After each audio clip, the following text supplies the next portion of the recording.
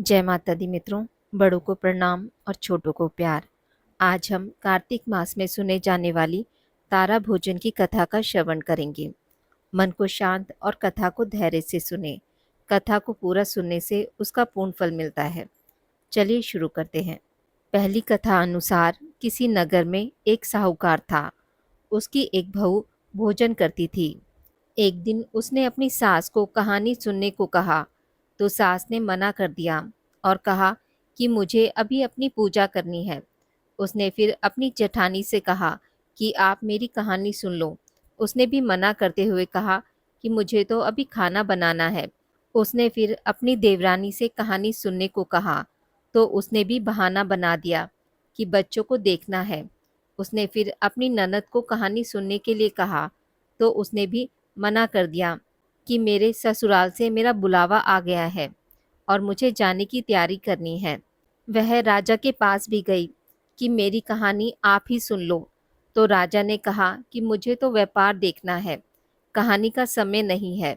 उसकी यह मनोदशा देखकर भगवान उसके लिए स्वर्ग से विमान भेजते हैं। स्वर्ग से विमान आया देख उसकी सास भी भागकर जाने के लिए आती है, लेकिन बहू मना कर देती है कि आपको तो पूजा करनी है। फिर जेठानी आती है, तब वह कहती है आप कैसे चलोगी, आपको तो खाना बनाना है। देवरानी आती है तो उसको भी वह मना कर देती है कि तुम अपने बच्चों का ख्याल रखो।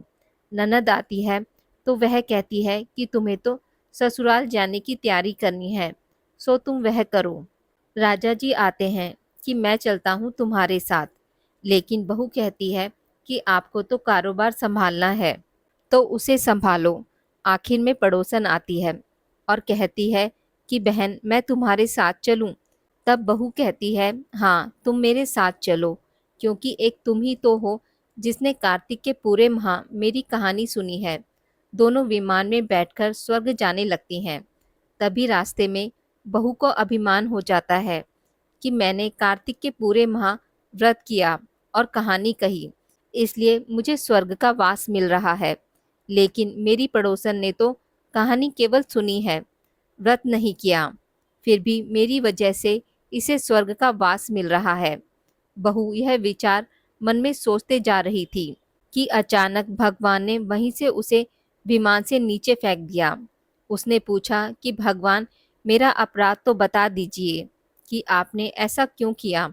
भगवान बोले कि तुझे अभिमान हो गया है, इसलिए तू यहीं धरती पर रह। अब तू आने वाले 3 साल तक तारा भोजन व्रत करेगी, तभी तुझे स्वर्ग की प्राप्ति होगी। दूसरी कथा अनुसार एक राजा था। उसकी बेटी तारा भोजन करती थी। उसने अपने पिता से कहा कि पिताजी मुझे लाख तारे बनवा दो, मैं दान करूंगी। राजा ने सुनार को बुलाया और कहा कि मेरी बेटी तारा भोजन करती है, तुम 9 लाख तारे बनवा दो। सुनार सूखने लगा तो उसकी पत्नी ने पूछा कि तुम उदास क्यों रहते हो। उसने कहा कि राजा ने 9 लाख तारे बनाने को कहा है, मैं कैसे बनाऊं, मुझे तो तारे बनाने आते ही नहीं। राजा की बात है, अगर नहीं बनाए तो वह मुझे कोल्हू में पिलवा देंगे। उसकी पत्नी ने कहा इसमें परेशान होने की क्या बात है, गोल सा पतरा काट कर कलियां काट देना, राजा ले जाएगा। अपनी पत्नी के कहे अनुसार सुनार ने तारे बना दिए और राजा उन्हें ले गया। राजा की लड़की ने 9 लाख तारे और बहुत सा दान दिया। भगवान का सिंहासन डोलने लगा। भगवान बोले देखो मेरे नेम व्रत पर कौन है। 3 कूट देखा तो कोई नहीं था। चौथे कूट देखा तो राजा की लड़की तारा भोजन कर रही है। भगवान ने कहा उसे ले आओ, उसने व्रत किए हैं। भगवान के दूतों ने लड़की से कहा चलो तुम्हें भगवान ने बुलाया है। उसने कहा मैं ऐसे नहीं जाऊंगी, मैं तो सारी प्रजा को, उस सुनार को जिसने मेरे लिए तारे बनाए हैं, जिसने कहानी सुनी, सबको लेकर जाऊंगी। लड़की की बात के सामने भगवान को झुकना पड़ा और भगवान के दूत उसके लिए बड़ा सा विमान लाए कि चलो। वह कहने लगी कि हाँ अब मैं चल पड़ूंगी और सभी को विमान में बिठाकर वह चल पड़े। रास्ते में राजा की बेटी को अपने ऊपर घमंड हो गया कि यदि मैं तारा भोजन व्रत नहीं करती तो सबको स्वर्ग की प्राप्ति नहीं होती। लड़की के ऐसा सोचते ही दूत ने उसे बीच रास्ते में ही उतार दिया। दूत जब भगवान के पास पहुंचे तो भगवान बोले कि इन सब में तारा भोजन करने वाली लड़की कौन सी है। दूत बोले कि उसे अपने ऊपर घमंड हो गया था, इसलिए हम उसे बीच रास्ते में ही छोड़ आए। भगवान बोले कि नहीं, उसे वापस लेकर आओ। लड़की ने 7 बार क्षमा याचना की।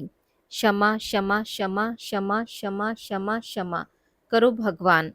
इस कहानी को कहने अथवा सुनने के बाद कहना चाहिए कि जैसे राजा की लड़की को भगवान ने क्षमा दान देकर स्वर्ग लोक प्रदान किया, वैसा स्वर्ग सबको प्राप्त हो। आज की इस वीडियो में बस इतना ही। मित्रों, अगर आपको मेरी वीडियोस पसंद आती हैं तो इसे लाइक और शेयर ज़रूर करें और पूजा पाठ से जुड़ी जानकारी के लिए मेरे चैनल को सब्सक्राइब करना ना भूलें। धन्यवाद।